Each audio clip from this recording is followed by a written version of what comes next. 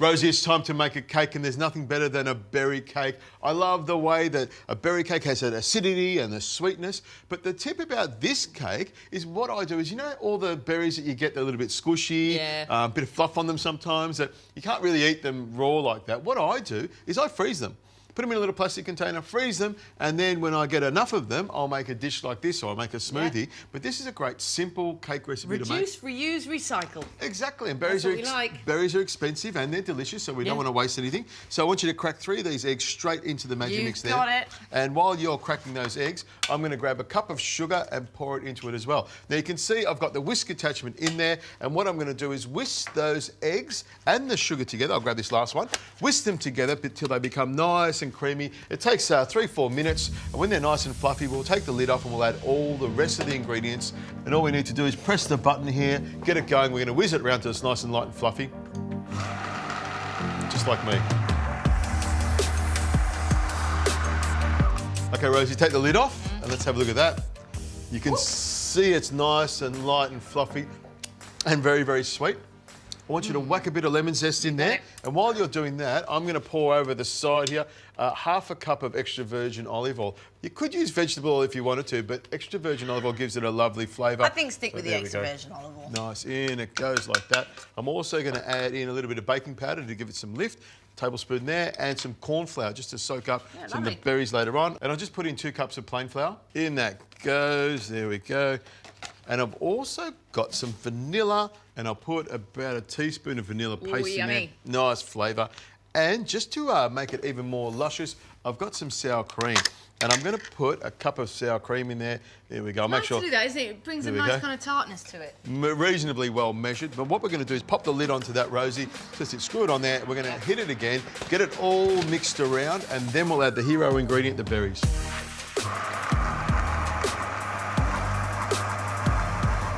There we go. Turn that off. Okay.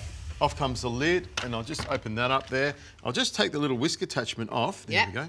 And give that a little bit of a tap. What I might do is pop that over the side there, Rosie. That might be something that you can... okay, I'll help you out there. Have a little taste of that while the cake's cooking.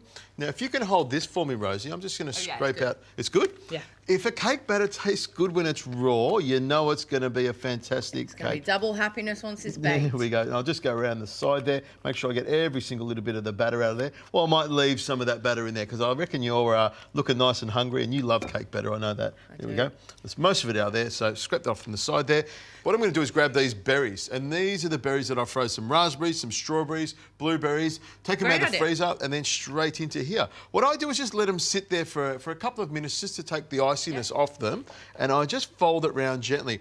Now, if they are really soft, you'll find that the berries will bleed into the batter and you'll get this great sort of look. But what I sort of do is fold it round a couple of times to make sure it's sort of incorporate just a little bit. That marbled looks lovely, isn't it? It does, doesn't it? And then all I need to do is pop it into a cake tin like this that's already lined with baking paper. You don't have to line it with baking paper if you want, but I find it's just so much easier to line it with baking paper, and then you know it's always going to come off nice and evenly. It's a bit like raspberry ripple ice cream, doesn't it? It does, it does. In fact, if you wanted to, you don't even need to cook this. You can pop this straight into a bowl, pop a finger or a spoon into it, and eat it. We are using our fingers to taste it because we love cooking. Yeah, we do. My oven is preheated, 180 degrees Celsius.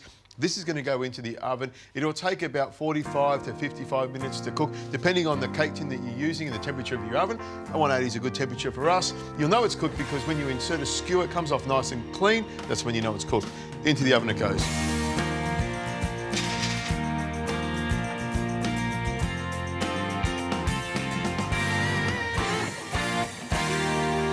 Rosie, have a look at that nice piece of cake. Lovely. It looks great on its own, just a little bit of icing sugar, and you can see the berries swirl all the way through. Well, you can't now because I've just smothered it in icing sugar, but there we go. You don't have to do that. I mean, that's perfect just to bring along like that. And I often say that if you want to go to someone's house and you haven't been invited, always bring a cake. They'll always let you in. There we go. You like that one? Now, what I'm going to do, I just like to cut all the way through the middle here. Yeah. There we go. We want to have a good look at it, don't we? Yeah, we do. So I'm just going to cut that off there. I'm just going to plate this one up. So I'll take the middle of it out there. Oh, it's quite soft still. You can see that. Oh, lovely. We like it soft, though. That's nice. We do. Now, I want you to grab a big dollop of that cream and just pop it straight on top there. Okay. This is a great way just to dressing up a slice of cake. It is nice. That kind of That's that it. gorgeous creaminess right on top. Straight on top. Just let it go. It is nice to go with the two different textures right there. Look, I did a double dollop for you there. you- Dollop must be one of my favourite words, I must say as well. It is. It's a very English word. You like a dollop, don't you? There we go.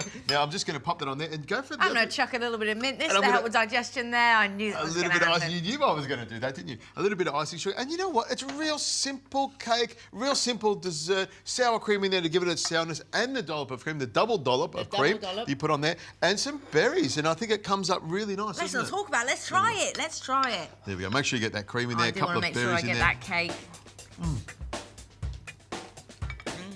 That's really good. Really tasty. Lots of lemon in there. The berries have still got a little bit of texture, haven't they? And we've made it look like a lovely dessert. That's my kind of cake. Moist and creamy and tasty. And I think it just shows how versatile blueberries can be. We've done so many different things with them. It just shows that you can't always think one way with one ingredient. I'm thinking one way.